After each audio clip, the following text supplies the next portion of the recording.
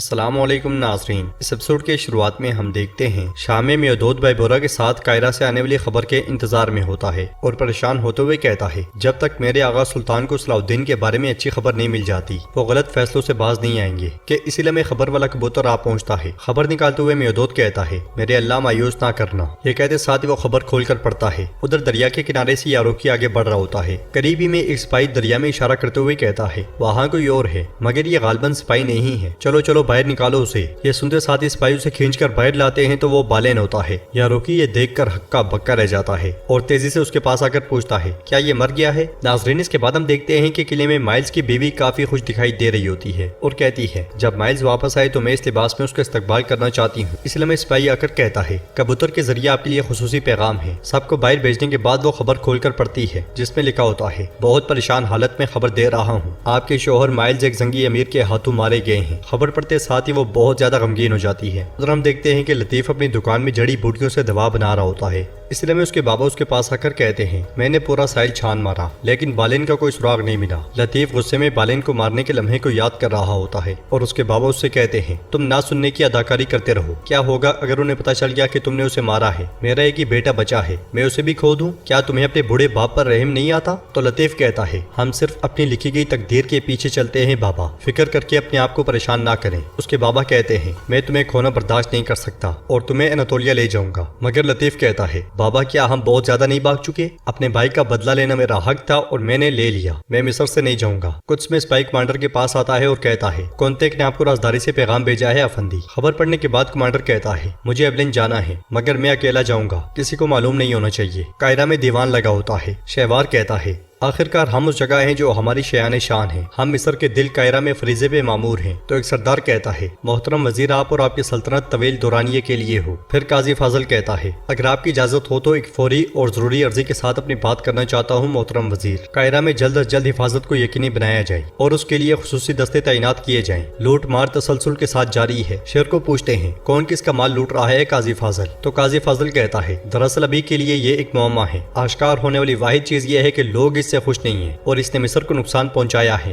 وہ لوگ جنہوں نے اس وقت درگام کی حمایت کی تھی، ایسا لگتا ہے کہ آج آپ کی بھرپور حمایت کرتے ہیں محترم وزیر حضرت، ہمیں اسی کے مطابق آگے بڑھنا چاہیے۔ یہ سن کر شہوار کہتا ہے خصوصی دستے کے کمانڈر کو فوراً پیغام بھیجو۔ مگر شیر کو کہتے ہیں کوئی ضرورت نہیں، ہم اسے سنبھال لیں گے، ہمارے سپاہی اچھے سے جانتے ہیں کہ ہم لوٹ مار برداشت نہیں کرتے۔ امیر صلاح الدین اور ان کے ساتھی شہر میں امن و امان برقرار رکھیں گے۔ یہ سن کر شہوار کہتا ہے کمانڈر شیر کو ہمیں اس میں کوئی شک نہیں کہ آپ کا بھتیجا امیر صلاح الدین یہ فرض بخوبی ادا کرے گا، لیکن ہمارے لوگ جب اپنے سپاہیوں کے بجائے آپ کے سپاہیوں کو دیکھتے ہیں تو وہ اس چیز کے عادی نہیں ہیں۔ جواباً شیر کو کہتے ہیں وزیر شہوار ہمیں دیکھ کر وہ کتنا زیادہ خوش ہوتے ہیں ہم جانتے ہیں، اس کے علاوہ آپ اپنے سپاہیوں پر زیادہ بھروسہ نہیں کر سکتے جب تک کہ آپ کے اندر کے غدار صاف نہ ہو جائیں۔ آپ کو یہ بات یاد رکھنی چاہیے کہ میں سلطان نور الدین کا نائب ہوں۔ اب سے ہم قاہرہ اور مصر کے بارے میں کیے جانے والے تمام فیصلے کے بارے میں آواز اٹھائیں گے کیونکہ ہم ہی ہیں جنہوں نے آپ کو کھویا ہوا تخت واپس دلوایا ہے۔ یہ سن کر سردار آوازیں اٹھانے لگ جاتے ہیں انہوں نے کیا کہا؟ اس کا کیا مطلب ہے؟ وزیر شہوار اس سے خوش دکھائی تو نہیں دیتا مگر کہتا ہے بالکل بالکل ہم آپ کی امداد کو نہیں بولیں گے اور آپ کا احسان لوٹائیں گے۔ تو صلاح الدین یہ بھی کہتے ہیں احسان کی واپسی پر تبادلہ خیال اور فیصلہ تو امداد کی تفصیلات میں پہلے ہی شامل تھا۔ قاضی فاضل کیا ایسا نہیں ہے؟ تو قاضی فاضل کہتا ہے بالکل ایسا ہی ہے۔ یہ سن کر شیر کو کہتے ہیں پھر سونا جلد از جلد تیار کر لینا چاہیے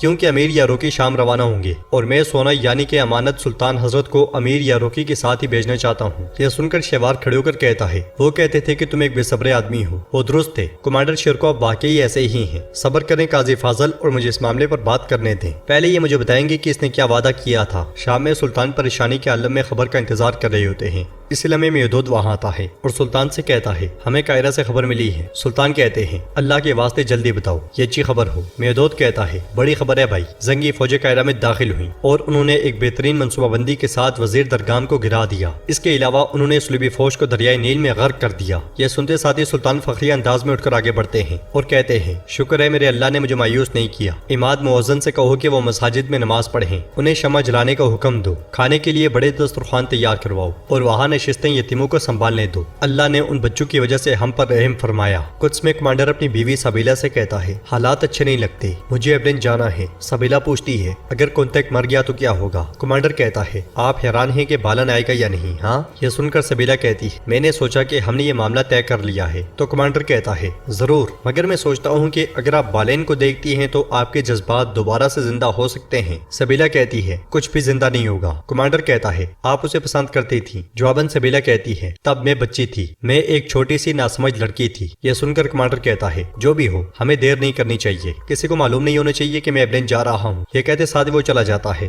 قاہرہ میں آگے بڑھتے ہوئے صلاح الدین بھی شرکو سے کہتے ہیں چچا مجھے شام چھوڑے ہوئے کافی عرصہ ہو گیا، میری ماں کا دل اداس ہوگا، آپ کی اجازت سے میں یاروکی کے ساتھ دمشق جانا چاہتا ہوں اور میں سلطان کو سب کچھ بتا دوں گا۔ مگر شرکو کہتے ہیں صلاح الدین جلدی نہ کرو، ہم شہوار پہ بھروسہ نہیں کر سکتے، ہم پہلے امن برقرار رکھیں گے۔ صلاح الدین یہ بھی کچھ دیر اصرار کرتے ہیں مگر شرکو کہتے ہیں صلاح الدین کیا تم جانتے ہو کہ اللہ نے ہمیں کیا دیا ہے؟ عظیم مصر، یہ ہمارے ہاتھ میں ہے، ہمیں اسے مضبوطی سے پکڑنے کی ضرورت ہے۔ تو صلاح الدین یہ بھی کہتے ہیں چچا ٹھیک ہے جیسے آپ چاہیں۔ شرکو سے کہتے ہیں اطمینان رکھو، راحت کے دن جلد آئیں گے۔ ادھر مائلز کی بیوی بیٹھی رو رہی ہوتی ہے مگر خود پہ قابو پاتے ہوئے اٹھ جاتی ہے اور ایک چٹھی لکھتی ہے اس سے پہلے کہ مائلز کو دفن کیا جائے زنگی امیر جس نے اسے مارا تھا مر جانا چاہیے، یہ زندگی کا قرض ادا کرنے کا موقع ہے جس کا آپ تذکرہ کرتے رہتے ہیں، اسے ڈھونڈو اور مار ڈالو۔ خبر لکھنے کے بعد اسے سپاہی کو دیتے ہوئے کہتی ہے یہ قاہرہ میں جمشید کو بھیج دو۔ قاہرہ میں شہوار قاضی فاضل سے پوچھتا ہے تم ایسا وعدہ کیسے کر سکتے ہو فاضل؟ ہم مصر بغیر کسی کوشش کے زنگیوں کو کیسے دے سکتے ہیں؟ ہاں؟ تو قاضی فاضل کہتا ہے وزیر حضرت آپ ٹھیک کہتے ہیں، شاید مجھے ایسا نہیں کرنا چاہیے تھا، مگر خوش قسمتی سے سلطان نور الدین کو اس سے کم پر قائل کر کے کیا ہم آپ کے ساتھ اس محل میں موجود ہو سکتے تھے؟ ابھی چند روز قبل ہم غاروں میں چھپے ہوئے تھے اور اس بارے میں بات کر رہے تھے کہ کیا ہم دوبارہ قاہرہ کو دیکھ سکیں گے۔ جواباً وزیر شہوار کہتا ہے زنگی سپاہی قاہرہ کی گلیوں میں گھوم رہے ہوں گے، نہ صرف شیر کو بلکہ ہم فوج کے صدران سے بھی وعدے کریں گے اور سونے سے بھرے صندوق شام بھیجے جائیں گے۔ تو قاضی فاضل کہتا ہے تم ان وعدوں کے ذمہ دار ہو جو تم نے مجھ سے کیے تھے اور میں ان وعدوں کا ذمہ دار ہوں جو میں نے آپ کی طرف سے دوسروں سے کیے ہیں۔ ساتھ ہی قرآن پاک کی آیات کا حوالہ دیتے ہوئے کہتا ہے اور وعدے کو پورا کرو، بے شک وعدے کی ضرور پوچھ گچھ ہوگی۔ بازار سے صلاح الدین بھی اپنے ساتھیوں کے ساتھ آگے بڑھ رہے ہوتے ہیں اور کہتے ہیں درگام کے آدمیوں کے چھپنے کا طریقہ شہوار کے حامیوں کی طرح لگ رہا ہے، ہوشیار رہو اور دروازوں پر بہترین سپاہی تعینات کرو۔ اس لیے میں یاروکی وہاں پہ آ کر کہتا ہے امیر صلاح الدین جب آپ بازار میں گھوم رہے تھے تو میں دریائے نیل سے لاشیں اکٹھی کر رہا تھا۔ صلاح الدین ایوبی سے پوچھتے ہیں کیا پوچھ گچھ کے لیے کوئی زندہ بچا ہے؟ جواباً یاروکی کہتا ہے آپ کے پرانے دوست بالین کے علاوہ کوئی نہیں، وہ زخمی بھی ہے اور مرنے والا بھی، میں یہاں آپ کو اطلاع دینے آیا ہوں۔ یہ سن کر صلاح الدین ایوبی بہت پریشان ہو جاتے ہیں اور کہتے ہیں بالین صلیبی سپاہیوں کے درمیان کیا کر رہا تھا؟ یاروکی کہتا ہے میں آپ سے یہی پوچھنے آیا ہوں۔ صلاح الدین ایوبی کہتے ہیں اب تک اسے قاہرہ چھوڑ دینا چاہیے تھا، مگر تم بتاؤ وہ کیسا ہے؟ تو یاروکی کہتا ہے اس کا زخم گہرا ہے، میں اسے شفاخانے لے گیا تھا۔ یہ سنتے ساتھ ہی صلاح الدین ایوبی اس کے ساتھ چل پڑتے ہیں۔ بازاری میں کچھ لوگ تاجروں کو تنگ کر رہے ہوتے ہیں اور ان کا سامان ادھر ادھر پھینک رہے ہوتے ہیں،